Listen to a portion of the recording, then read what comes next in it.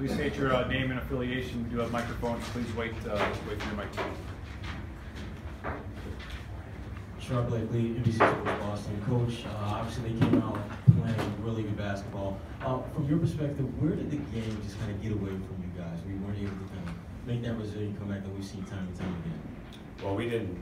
Obviously, it was all in the first half. I mean, we made a semi-run there in the second, but they had already set the tone for the game, and we're in such a rhythm offensively. And I think that was due to a couple of things. Defensively, I didn't think we were great, but offensively, we were horrendous in the first. You know, we were on our heels the whole time, and they did a good job of creating that. You know, I thought when Dellavedova and Maker came in, their energy was contagious and really pushed us out. And I thought we were settling already prior to that.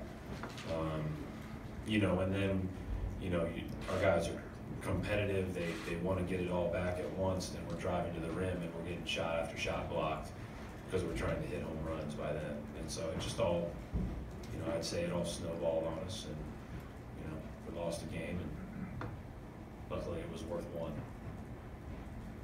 Joseph Pavone, CLNS Media. Coach, in the third quarter, you managed to cut that lead down to 14. What do you have to say to your guys at halftime for them to sort of put together that little rally that was short-lived for a bit? I mean, nothing. I mean, they don't. These guys are. They've been unbelievable all year. They've been resilient all year. They knew we didn't play well. They knew why. You know, there's not much you have to say.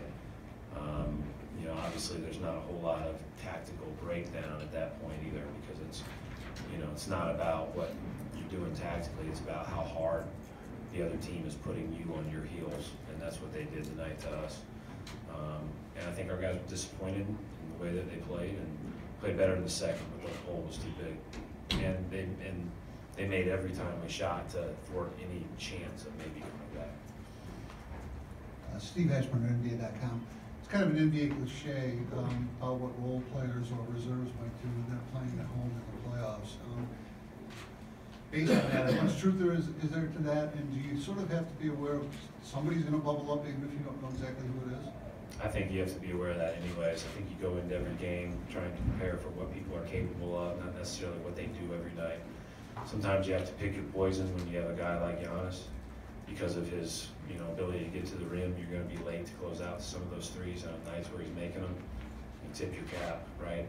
But you know, sometimes with guys that don't do it every night, you're more fearful of what they're capable of than what their averages are. And that was the case tonight with some of their guys. They did, and credit them, they stepped up and played. Like, it's good for them. Brian Robb, Boston Sports Journal. Brad, can you touch a little more on just the defensive presence that Maker gave them in terms of obviously the shot volume, but just the versatility to switch on to guys? Yeah, I mean, I thought that he was a big part of the game. I thought Dellavedova got into the ball. For whatever reason, we didn't get it to where we needed to go. We didn't pass it the way we passed it at all in the first half, especially when you look at like number of, you know, side to sides and number of reversals. And then when we did, we just kind of held it and stared. But we were on our heels, and that was not a one-person thing that did that to us. That was their whole team. But Maker and Dellavedova certainly played a nice role in that.